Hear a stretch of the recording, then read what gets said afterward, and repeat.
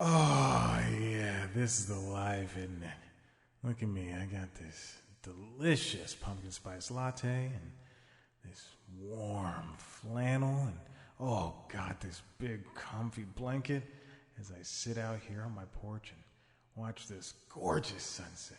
God, it's so gorgeous. Oh,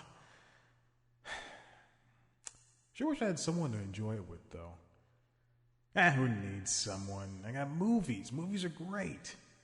Oh, but movies reminds me of the summer box office, and it was not good this year, to say the least. I blame the pandemic. Well, everybody will blame the pandemic. It closed down everything. Boy, I wonder how this year did compared to other years. Yeah, well, that sounds like something for news time. I'm not worried about news time right now. Just sitting here and enjoying all the great things life has for me. All right, that's enough. I want to go back inside. It's news time. Delivering to you the news you didn't know about, the news you didn't care about, and the news you didn't know you cared about. With host, Chad White. Now, here's that host, Chad White.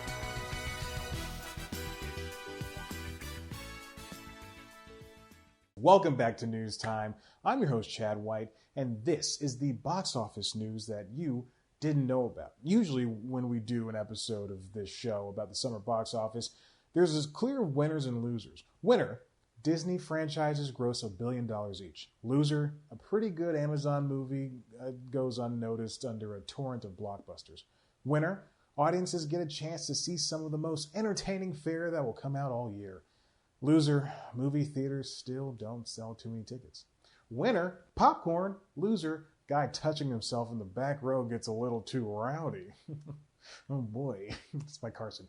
Summer's 2020 summer box office was different for one reason only, the pandemic. Quarantine measures forced audiences indoors, leaving theaters in a position where they had to close. Now, it's 6 or 7 years later, and wait, that's years? I meant months.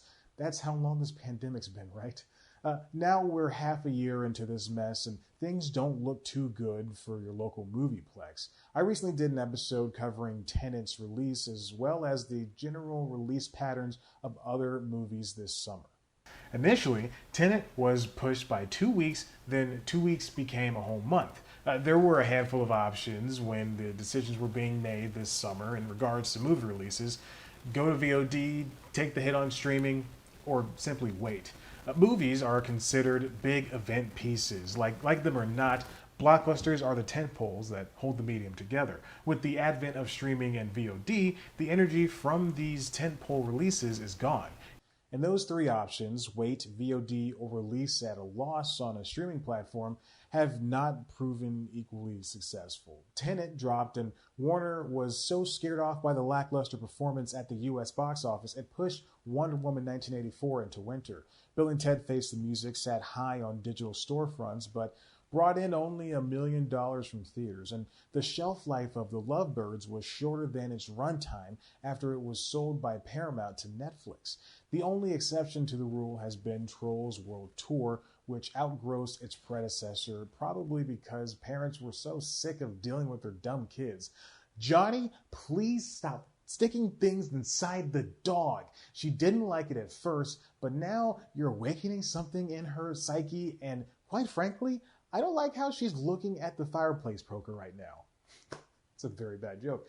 It wasn't just the summer box office that suffered. The entirety of the 2020 box office is in trouble. Analysts suggest there was a 70% decline from 2019. Moreover, festivals are struggling to get on solid footing. Cannes has been canned as the faithful French Film Festival had to reevaluate how it would operate this year. Other festivals moved online, but you can't expect the same from the very film festival that said it would ban Netflix because it didn't release its movie in theaters, among a litany of other issues. Too many to cover here. See this episode of News Time for more details. Wink. All of this has audiences, critics, and even some studios questioning, do we really super duper really need theaters? People are at home. They're going to be there a while. They already use Netflix as a verb when it's a noun because they're stupid and don't know proper grammar because society is becoming dumber thanks to technology like the internet, where broken sentences are widely used in place of actual conversation.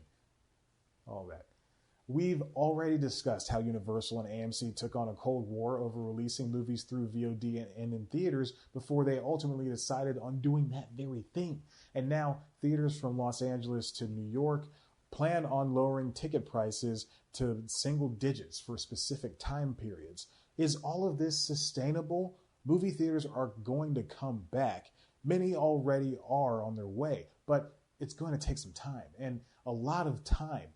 And if Disney was so concerned as to release Mulan on their made-up tier of their streaming service, as well as push back both Marvel and Pixar movies, other studios should be concerned too. The Film Academy is also planning on this award season to look a little bit different as it tweaks its eligibility requirements. Everyone's got opinions. For studios, they want the money. For artists, they want the recognition. For audiences, they just want to watch, baby. There's no clear solution here, which means this episode is kind of moot. But isn't that true of all of this? That existential question for you and more, only when you subscribe and check out one of our other videos. Of course, you can head to the website cpluscomedy.com, where there are so many great interviews with your favorite comedians. You'll go, that's not very existential of them. You can follow us on Twitter at cpluscomedy. Follow me on Twitter at ChadBlackWhite and Instagram to both of those things. Like us on Facebook, listen to the Constitutionals podcast wherever you get your podcasts, and baby, I got a flannel on so I don't have to wear